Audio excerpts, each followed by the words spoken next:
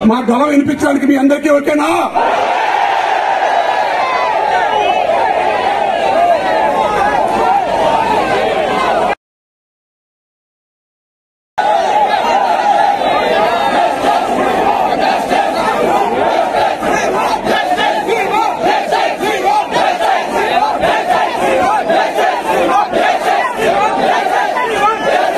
Okay, కాబట్టి మీరు ఏదైతే చెప్పారో ఇప్పుడే ఫోన్ కూడా వచ్చింది, ఛాంబర్కి 4 గంటలకు రమ్మని.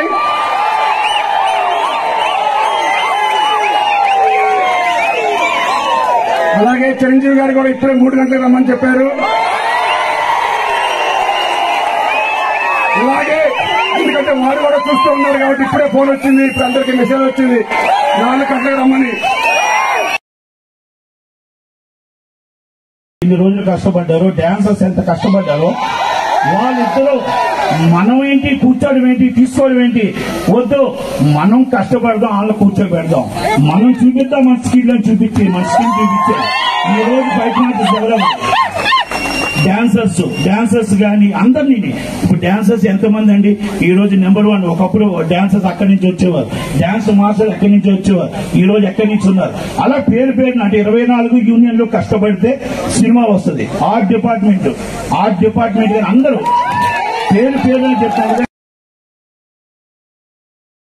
ఈ యూనియన్ లో కొందరు ఒప్పుకుంటున్నారంట, మీ నాయకులు ఒప్పుకోవట్లేదు, మీ నాయకులు ఫెడరేషన్ రాజకీయాల కోసం, మీ వ్యక్తిగత రాజకీయాల కోసం ఒప్పుకోవట్లేదు, బా మీద బురద వెళ్తున్నారు. అలా ఎవరైనా అపోహలతో గాని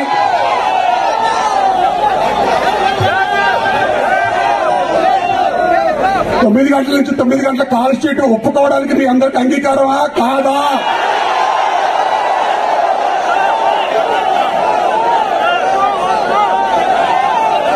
ఎందుకంటే మీరు ఇచ్చిన ఈ తీర్మానాన్ని తీసుకొని మేము అక్కడ చెప్తాం, కానీ మేము ఒప్పుకునే వాళ్ళం సార్, ఆ అనిల్కి ఏం పర్లేదు, అమిరాజ్ గారికి ఏం పర్లేదు, అలెక్స్కి ఏం పర్లేదు అనే అపోహలు ఏమైనా మీలో ఉన్నాయా?